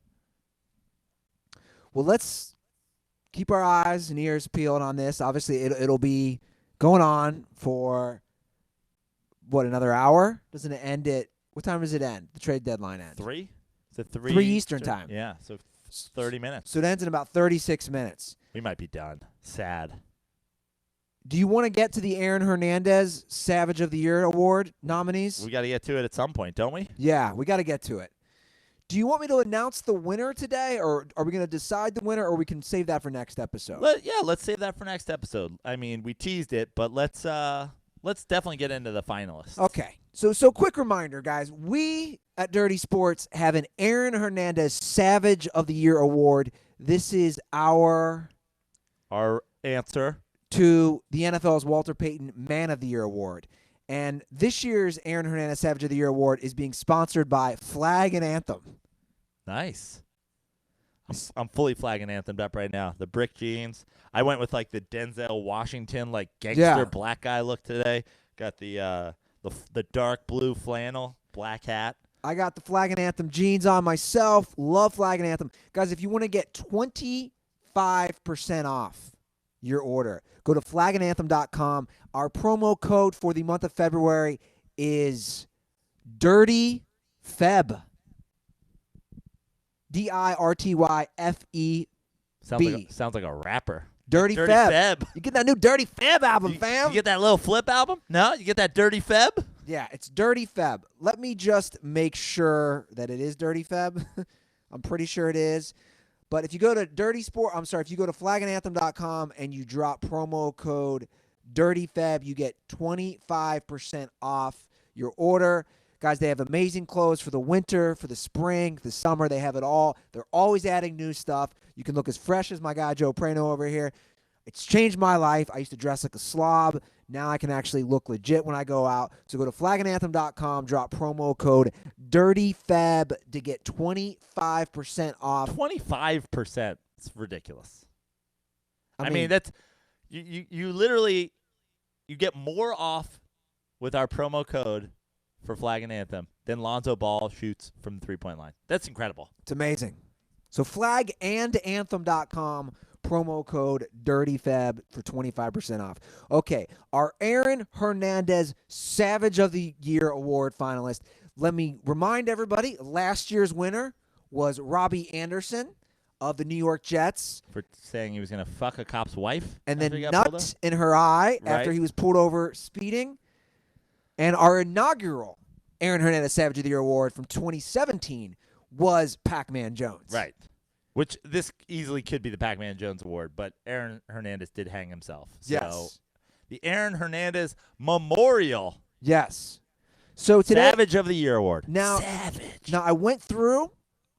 It's very tough to break down. I have a hard time saying Savage without saying it like Savage. That's a classic Andy Ruther. The Aaron Hernandez Savage of the Year award. Okay, so I went through. What's more annoying? We should have a poll on Twitter. What's more annoying when Ruther says Savage or It's lit? It's lit, fam. I think they're both great. It's lit, fam is definitely your all-time worst. Yeah, I agree. It's lit, fam. I tell you, I do it. My niece is now 15. She's a freshman in high school. She hates it. Oh, I'm sure. When I'm around her, I just go, it's lit. It's lit. She's like, stop it. Stop it. It's not funny. Stop it. Okay. She's doing a 13 Reasons Why, and 12 of them are because my Uncle Andy says it's lit. Exactly. All right. So the 5 finalists for the Aaron Hernandez Savage of the Year award. We're going to start off with, before we get into it, actually, I did make one change. Okay. I made an executive decision. You know, Trump has the executive. No, you did not. You did not come to the executive board. I didn't. You did not get my vote. You know we how did Donald not bring in Tug as if needed for a tiebreaker. You know how Donald Trump has the executive order? I used my jurisdiction as what, Andy? The founder of Dirty Sports. I think legally that's even in you're already in a gray area. Well, what I did was I decided in the past you had to currently be on an NFL team. Right. I think you'd agree with me on this. Well, because the thing is guys are getting cut too much now. Nowadays, something like this happens and immediately they're cut. Exactly. So they just had to be on an NFL roster when it happened? Yes. Okay. Is that fair enough? Sure. I thought I made the right call on this. Okay, so the Aaron Hernandez Savage of the Year award, we're going to start off with Dylan Donahue. That's not a real NFL player. Yes, it was. That's a golfer. Dylan Donahue? The former New York Jet linebacker. Is that a white guy? Yes.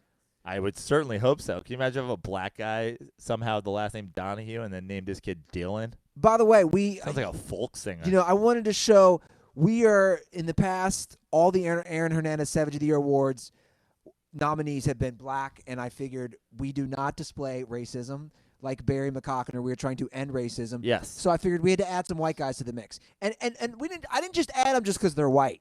They earned it. Okay. And I So want what did Dylan Donahue do? Dylan Donahue is an Hit interesting somebody with case. his acoustic guitar. Dylan Donahue, this is what he did. Dylan Donahue walked out on a tab at Panera Bread. Let's read his police report. Okay. He was accused of drunken driving down the wrong way in the Lincoln Tunnel. Wow. That's solid. That's what I'm saying. That's some like Die Hard fucking Die Hard 3 shit. Not only did he drive down the wrong way of the Lincoln Tunnel, he crashed into a bus. Wow. He pleaded guilty and his license was suspended. Oh, but it gets better. That was Dylan Donahue's second DUI. He is a fifth-round pick out of 2017 for the New York Jets. He got drafted before Tom Brady. It's legendary. He was arrested twice in a 9-month span. Both cases, he crashed his car drunk. Wow. So, like, he's bringing some. I hate to say it, but Dylan Donahue, Irish name, sounds like he might be a fucking alcoholic. Yeah. So his first Where arrest. was he drafted from, by the way? Where was he drafted Penn from? State. West Virginia. Doesn't say in the story. Does not say in the story. He is currently in rehab, though. So, he went to West Georgia. Look at. Oh, wow. Can you see him? Wow. Can you see him? Dylan Donahue. His mom and his dad are related. Yeah. So he went to West Georgia. So that's, you got to give him a break for that. I didn't even know that was a school, by the way. So Dylan Donahue has been checked into a rehab center. It's not. It's just they just throw together a football team in West Georgia. He's currently suspended for 14 weeks for violating the NFL's substance abuse policy. So the first time he was arrested, let me get back to that story. I mean, he's truly abusing the substance Yeah. at this point. He's driving the wrong way down the Lincoln Tunnel. The first time he was arrested, he flipped his SUV after driving into a parked car in his hometown of Billings, Montana. Billings, Montana. So he followed that up. By the way, it's got to be hard to hit a parked car. There's no cars in Montana. Also, he's from Montana. He went to school in West Georgia. Correct. I got to give him a little bit of, give him a little bit of a break. He probably, like, the concept of the Lincoln Tunnel is probably baffling to him. He's like, I don't understand. This goes underwater? They're like, yeah, it's a tunnel. He's like, a what? Yeah. So he followed it up. There's more people. I bet you this is factually true. There's more people driving in their cars in the Lincoln Tunnel at any given moment than live in the entire state of Montana. It's a good point. Prano. So Dylan Donahue is our first nominee. I mean, I'll just say this much. He brings a good case. Yeah. Driving down the wrong way of the Lincoln Tunnel, crashed into a bus within 9 months after flipping his SUV into a parked car in Montana. Yeah. The man is truly a like, savage. I bet you on average there's hundreds of miles between cars in Montana, right? If you took the amount of cars registered in Montana and divided it by square miles, do you think there's hundreds of miles of cars, hundreds of miles of land between cars? How do you even hit another car in Montana? That's what I was saying. Have you been to I've been to Montana. Yeah, I have not been to Montana. It's one of my 5 states I've not. It's a lovely been to. state. Yeah. Yellowstone is amazing. I highly recommend people going there. But there's a lot of shit in between cars, like you're saying. There's land, there's farms, there's animals. It's really easy not to hit vehicles. So Dylan Donahue, you are our first nominee for the Aaron Hernandez Savage of the Year Award. Next up, we have Reuben Foster. Oh, yeah. How do you not have Reuben Foster on the list? Reuben Foster has multiple arrests. Reuben Foster, let's be honest. Reuben Foster probably had one of his arrests solely to get nominated. Now, Reuben Foster was first arrested in February of last year, February 11th. He was suspected of domestic violence, possession. Suspected. But hold on. If Yeah. you follow the story, she did drop the charges. Yeah. She said she made him up. Possession of an assault rifle and making criminal threats in Los Gatos, California. Los Gatos. He pleaded no contest to weapons charges. He was in the Cats. And those charges were dropped. Okay. So does that affect your nomination? Like your Well, that's why I got to bring that up, because that was one of a couple he had charges. an assault rifle. She was probably like, "Yeah, I'm good." But hold on. Okay. Then he was arrested again. Wow. Okay. Remember the big deal? Because the 49ers dropped him and then his Redskins re-signed him. Right. So he was arrested again. Here we have, as I'm looking at the screen, for domestic violence again in November of last year. He was accused of pushing and slapping a woman in Tampa. Now we're talking. Police observed a scratch on a woman's neck. It was also dropped by prosecutors, though. He was released by the Redskins. I'm sorry, he was released by the 49ers, and then the Redskins re-signed him. So we have two charges, both dropped, though. Yeah. This is important. But I always say, where there's smoke, I mean, come on. there's fire. Yeah. The idea of Reuben Foster not having assaulted somebody is ridiculous. I'm taking 0% chances that happened. I still like the guy who's driving the wrong way down the Lincoln Tunnel. I got to say. I agree. You like Dylan above Yeah. this. What is that? We have more nominees? I have 5 nominees. Oh, okay. Let's keep chugging. I have 5 nominees for our Aaron Hernandez Savage of the Year award. Okay. Next up, we have Chad Kelly. Right. Old Chad Kelly. Former Denver Bronco, former Ole Miss Rebel. Here's why I like Chad Kelly's story so much. Chad Kelly, because it's a pretty funny one in my opinion. Chad Kelly, as we recall back in October, got lit at Von Miller's Halloween party. He then proceeded to leave the party. He showed up in a subdivision dressed as a cowboy. This is my favorite part of it. He was dressed Western themed as a cowboy. He showed up at this person's house, sat on the couch, and that guy attacked him. The man and his wife who lived there, the man attacked him with a vacuum cleaner. I mean, this is a great story. I believe he attacked him with the hose of the vacuum cleaner. Uh-huh. Chad Kelly didn't really fight back or react. He left the scene, and Inglewood, Colorado police arrested him as they found him as he was sitting in his car. Right. What I love about that story is he showed up to a random house. It's very savage. Right. Drunk. Yep. Dressed as a cowboy. Yep. On the couch, just sitting there. Right. He doesn't fight back when a guy attacks him with a vacuum cleaner, and then he just goes to his car. He doesn't just hop in an Uber and go home. No. He's in the NFL. Why would he? He goes back to his car where the police find and arrest him for trespassing. The Denver Broncos followed up by releasing him the next day. Right. Chad Kelly is also the nephew of Bills legend Jim Kelly. Is that true? Yes, that's true. Wow. Okay. And he also got in trouble at Ole Miss, didn't he? Yes. Yeah. Strong case. It almost seems like the Broncos should have started him.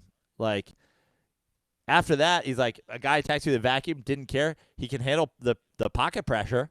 Yeah. You know what I mean? Like, you're starting Case Keenum the whole year when a guy who's getting hit with a vacuum cleaner just, like, doesn't budge? I don't know. Strong case. Not driving the wrong way down the Lincoln Tunnel strong, but I feel like we're on board here. Yeah, there's a lot to factor in. Like we're on the same page. A lot of times people think they know who's going to win the Heisman, but votes are votes, you know? Now we have we'll put up a Twitter vote. poll? Yeah, for sure. The final case, I wanted 5 finalists. The last 2 finalists are 4 and 5. They are a brother tandem. This has never happened before. Wow. But they earned this together. They earned it together. They earned it together. So they committed crimes together. They're a crime-breaking duo. Well, one crime they were involved So together. if they win this award, it's a co-award. It's kind of like when Peyton Manning and Steve McNair shared the MVP. Yes. Yeah. So it involves the Jones brothers. Which I believe after Steve McNair went on a murderous rampage and killed himself, that Peyton Manning is now No, he was killed. Steve McNair was murdered. right by who? Like his girlfriend or something? Yeah. Like his baby mama. Yeah. But didn't she kill herself? Yeah. Yeah. So whatever. You know what I mean. There was a murder-suicide. It was a Sid and Nancy. Well, this case involves the Jones brothers. And it sounds like that's a great name for a crime duo. The Jones brothers? Yeah. It involves ex-Minnesota Vikings receiver Caleb Jones and current Buffalo Bill receiver Zay Jones. The first story is, do you remember this? Do you remember this when he was buck naked in the hallway, Zay Jones? No. You don't remember this? No. He was trying to jump out the window? What? Yeah. These guys are they're already. Yeah. Listen. You're seeing a naked man. This is a 2-horse race. Yeah. You're seeing a naked man, aren't you? Yes. So basically, here's the deal. So the Jones brothers. The Jonas Brothers, as I call them. Ooh, yeah. So this is what happened. Wide receiver. Well, they're both wide receivers. So let me reread this story. I got to skim through this. Officials say the 6'3", 209-pound wide receiver roughed up his girlfriend. Yeah. So this is Caleb Jones. Caleb Jones. The former Minnesota Viking. His crime is he beat the shit out of his girlfriend. Uh-huh. And she Allegedly. No, he's actually pleading. Okay. He's agreeing to this. Oh, he's pled guilty. Yeah, he beat up his girlfriend. She tried to escape to an elevator. He not only intercepted her, which is ironic because he's a wide receiver, so he played a little DB in this situation. Yeah, I like what you did there. He stole her cell phone. Okay. So he's intercepting a lot of things. He intercepted her personally, and he intercepted her cell phone. And then the cops showed up, and he was arrested. Now, earlier in the year, he was involved in this. You're seeing this on TMZ, this naked thing. This is Caleb Jones as well. But he's restraining his brother, who's the naked guy, Zay Jones. Wow. Who allegedly tried to jump from the 30th story of a window out here in Los Angeles. 30th? Yes. Wait, so he was going to do a naked 30-story jump. Yeah. Why? I don't know. He had some sort of dispute going on. Smoking that devil's lettuce. But his brother, the one who intercepted the girl a few months later, intercepted his brother from jumping out the window naked? Maybe that's why you're not playing in the NFL, bro. You're not a wide receiver. Yeah, you're a DB. D-back. You're a defensive back. So we have the Jones brothers. Yeah. So was there a crime during that? Let me go through here. Now, Caleb Jones, actually, that's been undetermined whether he was charged with his girlfriend. Zay Jones, yes, he was charged with vandalism, accused of breaking glass window in bloody argument with his brother in Los Angeles. Jones apparently was nude during the incident, as we said. That was dropped by prosecutors. He was charged with vandalism. Vandalism, okay. For breaking the window. Right. But he was naked. That's correct. Solid. Yeah. What are you on here? Is this the fucking crime tracker? Well, this is what's amazing. USA Today has something called NFL Arrest. It shows Arrest database. They have a database for USA Today. If you go to usatoday.com/sports/NFL/arrest, it's a constantly updated database. And it's by date. It's by date. So the most recent NFL player arrest was Trevor Bates, who punched a police officer after not paying a $32 cab fare in New York. Which is pretty savage. Yeah. I wasn't sure if I wanted to put him on the list. This is basically this is the Savage of the Year nominee board. Yes. I go to this USA Today NFL Arrest database, and basically this is how I decide. Yeah. I like the Jones brothers. Yeah, strong.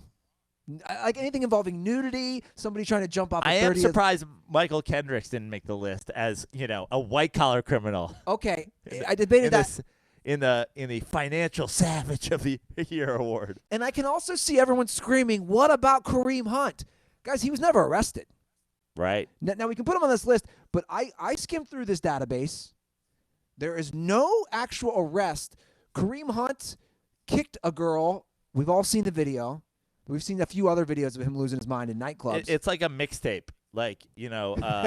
Chance the Rapper, his early albums, because he didn't actually sell them. They couldn't be nominated for a Grammy. Yeah. Unless you're on the database. Yeah. You cannot be nominated.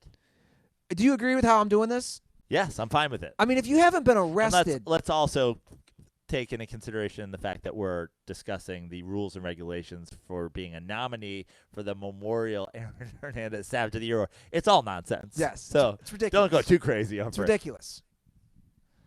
So those are the 5 nominees for the 2019 Dirty Sports Aaron Hernandez Savage of the Year award. I got to say, the Montana Kid and the Jonas Brothers, strong nominees right now. Reuben Foster's like, how many chicks do I have to beat up to be a fucking? I would agree with you to win the Aaron Hernandez. I would definitely agree with you. I'm leaning towards Dylan Donahue. I predict Reuben Foster makes a late push, and when I say a late push, I mean he pushes his girlfriend down the stairs in hopes of making a late push while she's pregnant. Yeah, like between now and next episode, yeah. I feel like he makes a late physical push of a woman just to try to get some last-minute votes. Look, I'll be fully honest. I'm leaning towards Dylan Donahue. Again, not only did he drive down the wrong way of the Lincoln, I can't even say that laughing, down the Lincoln Tunnel. He crashed into a bus, and that was his second DUI car crash. Let's go back down. Let me tell you somebody who's absolutely not going to win the award, which is who? Keep going. It was the guy. There you go. Ricky Seals-Jones, tight end from Arizona, accused of pushing a hotel staffer in an effort to use the restroom in Scottsdale, Arizona. Fuck you. I got to piss, bitch. Get the fuck out of my way. Yeah. That guy shouldn't even be on this list. Yeah, I agree. Pleaded guilty to a misdemeanor. Dude had to take a shit.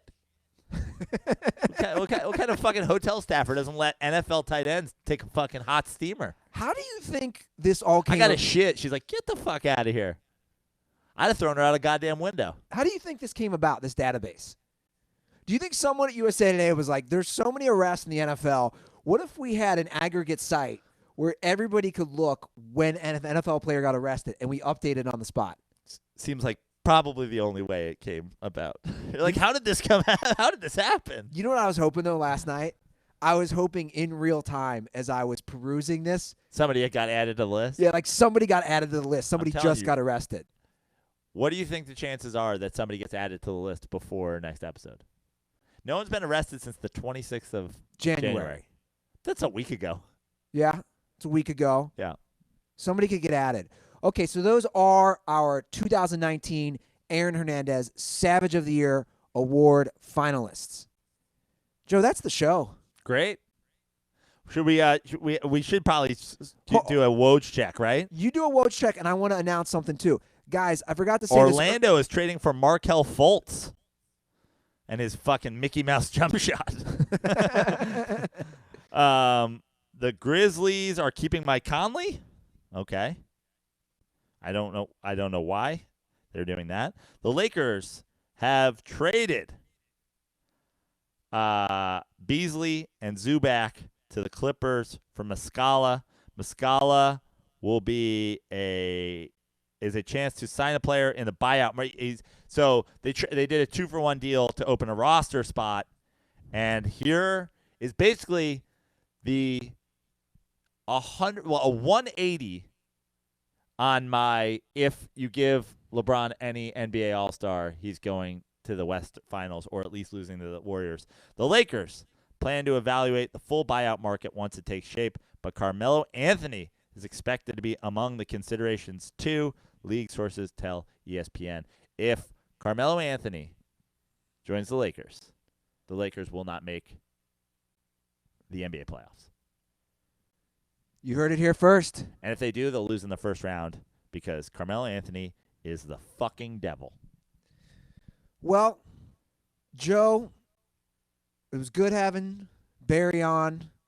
It was fantastic having Barry on. Guys, subscribe to us on YouTube. Subscribe to us where all podcasts are available, which now includes Spotify. We are on Spotify, so if you like to use Spotify, subscribe to us on Spotify. You can follow us on Twitter and Instagram at The Dirty Sports. You can follow me at Andy Ruther. Joe Prano here on my left at Fix Your Life on Twitter and at Joe Prano on Instagram. Go to joeprano.com for shows. I'm hosting at the Hollywood Improv this Saturday. Got a bunch of shows coming up in Los Angeles over the next few weeks. Palm Springs in mid-March. And then also, do we have any Alaskan dirt balls? Well, I bet we do. Snowballs, we call them. our Alaskan Snowballs. I'll be at the Alaska Before You Die Comedy Festival, and that's in early April. And headed back east in mid-April. But JoeParano.com. People, I gotta do one. This is like an Andy Ruther move. But like people will hit me up and be like, dude, I didn't know you were coming to fucking Pittsburgh. Why didn't you tell me you were coming? Like I'll tweet that I'm in Pittsburgh, or I'll like post on Instagram like, why didn't you tell me? I say at the end of every episode, go to JoeParano.com. If you want to see me live, and shout out to all the people that did, go to my website and keep an eye on my fucking dates. It's not that hard. Yeah. I didn't know you were coming to Pittsburgh. Well, fuck you. I said it at the end of every show for a month. Yeah. Don't tune out early. Don't tune out early. Or else. And don't do like, where's the show happening in Pittsburgh? It's on my website. Yeah. I hate to go full Ruther here, but. No, I get it. And also, if you want to help the show, last but not least, drop an iTunes review. Guys, I always follow back on Twitter or Instagram, anybody who leaves their social media handle. So if you like the show, drop a review. We'll follow you back. That's it, right? That's it. Much love to Sports Talk Joe, Sports Talk Barry, our guy, Barry McCockiner. We'll see you next Monday. And most importantly, don't forget, condoms are for pussies. Why'd I have these headphones on the whole time? I don't know.